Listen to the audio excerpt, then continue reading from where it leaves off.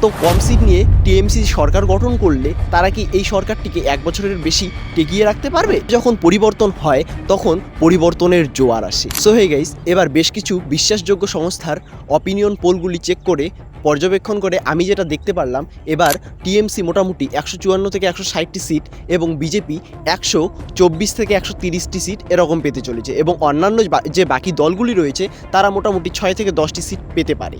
তবে এত কম সিট নিয়ে টিএমসি সরকার গঠন করলে তারা কি এই সরকারটিকে 1 বছরের বেশি টিকিয়ে রাখতে পারবে? তবে বাংলার ইতিহাস বলছে বাংলায় খুব সহজে পরিবর্তন হয় না, পরিবর্তন আসে না। তবে যখন পরিবর্তন হয় তখন পরিবর্তনের জোয়ার আসে। তাই এই অপিনিয়ন পোলগুলি যে ভুল হতে পারে তার আশঙ্কাও বাদ দেওয়া যাচ্ছে না। তবে অপিনিয়ন পোল ভুল হওয়ার আশঙ্কা খুব একটা বেশি নয়, কারণ বাংলার মোট 294টি আসনের মধ্যে 90 থেকে 100টি আসনে সংখ্যালঘু ভোটের উপর সরাসরি জয় পরাজয় নির্ভর করে। এর মধ্যে প্রায় 46 থেকে 50টি আসনে মুসলিম ভোটার সংখ্যা 50% বেশি বা সংখ্যাগুরু। তাই বলাই যায় যে মুসলিম ভোটের প্রায় 99%ই টিএমসির দিকে ঝুঁকে রয়েছে।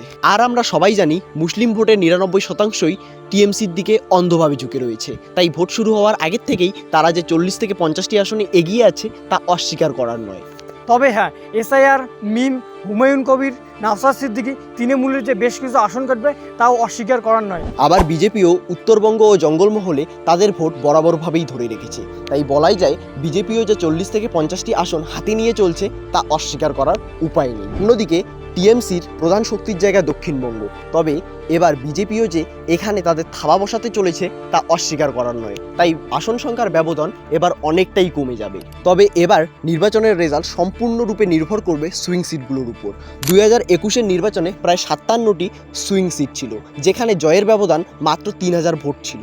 তাই এবার এই সিটগুলোতে যদি 2 থেকে 3% ভোটও এদিক ওদিক হয়ে যায় তাহলেই খেলা ঘুরে যাবে। এই আসনগুলোই ঠিক করবে সরকার কার। আপনার মতামত কি অবশ্যই কমেন্টে জানাবেন, আর ভিডিওটা ভালো লাগলে অবশ্যই লাইক, কমেন্ট এবং সাবস্ক্রাইব করবেন। ধন্যবাদ।